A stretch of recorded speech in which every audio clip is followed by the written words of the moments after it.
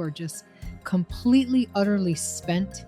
Your body feels like lead, your eyes are heavy, but the exact second your head hits the pillow, your brain decides it's the perfect time to run a marathon. Suddenly, you're replaying a tough conversation, rewriting an email, or trying to solve a massive crisis at 2 in the morning. Your heart is racing, your mind is looping, and sleep feels like a battle you're completely losing. You're exhausted, but you are totally wired. Welcome back to the Life Podcast. I'm Doc C. And on this show, we treat wellness as a messy daily practice, working to find harmony across all 8 dimensions of our lives. I spent over 25 years navigating leading organizations through big changes. And the biggest crisis I see tearing down smart, dedicated professionals is workplace burnout.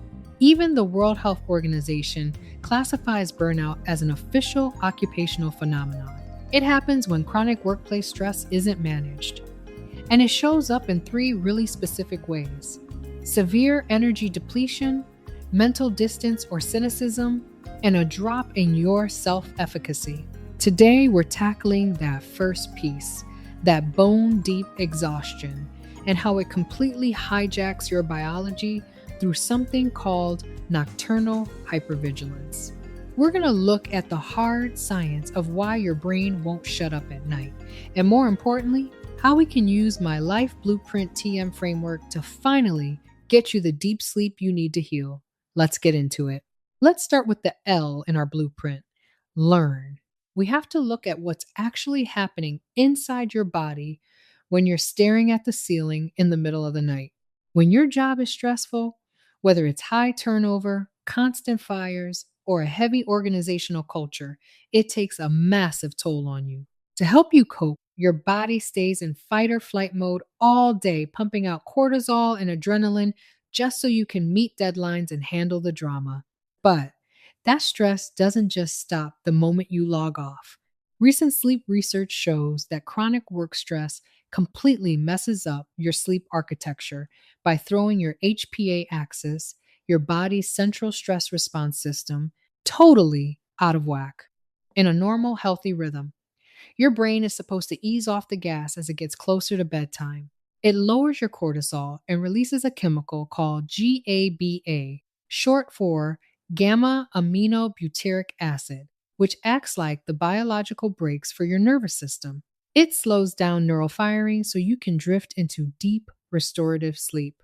But when you're burning out, that chronic stress causes a kind of quiet neuroinflammation and overexcitement in the brain. Your GABA levels get depleted and your system stays flooded with stress chemicals. Your nervous system gets locked in survival mode.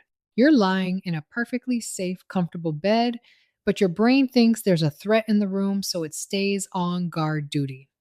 That is nocturnal hypervigilance. You aren't just overthinking. Your biology is literally misfiring because it doesn't feel safe enough to rest, and you need that slow wave deep sleep phase.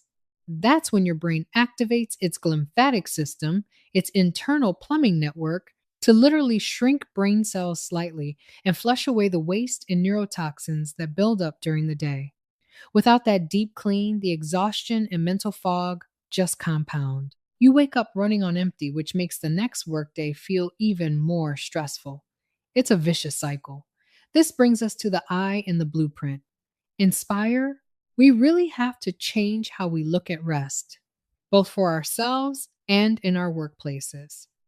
In my research on burnout, especially in fields like nonprofits where people pour their whole hearts into the mission, I see the same dangerous pattern over and over again. We treat sleep like a luxury or a reward we're only allowed to have once our to-do list is completely empty. But let's be real for a second. That list is never actually finished. I need you to hear me on this. Rest is not a reward.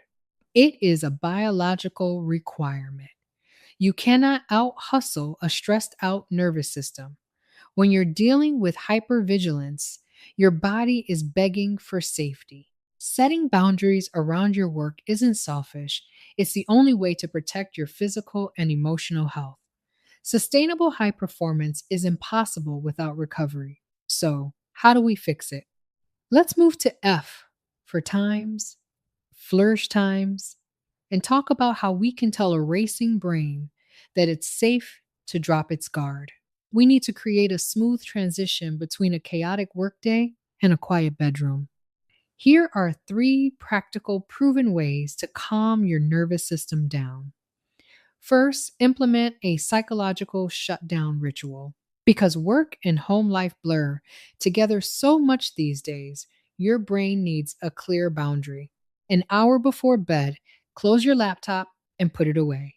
Write down the top 3 things you need to do tomorrow on a physical piece of paper. Say out loud, "My workday is complete," and walk away.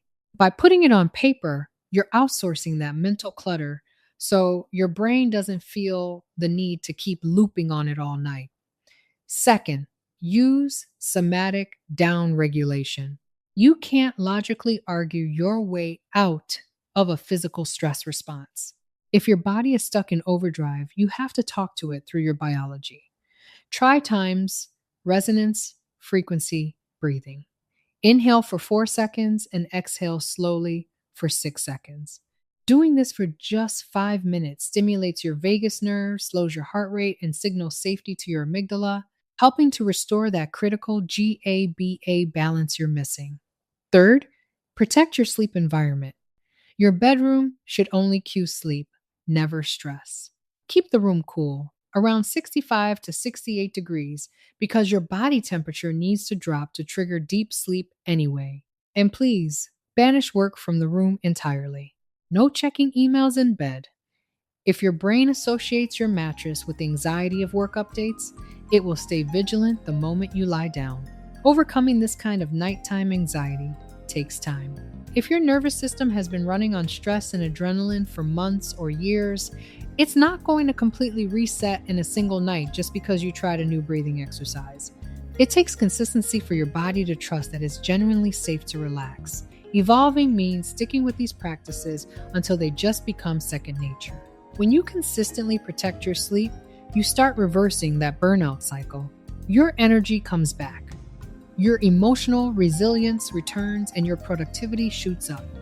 Because a well-rested brain is the only kind capable of great strategy, creativity, and leadership. That's the real secret sauce. That's what optimal alignment looks like. Tonight, I challenge you to take a little bit of your rest back. Write down that list, take those slow, deep breaths, and let your body know it's okay to stand down. Thanks so much for spending some time with me and investing in your wellness. Until next time, keep on learning, stay inspired, continue to flourish, and never stop evolving. I'm Dr. C, and this is the Life Podcast.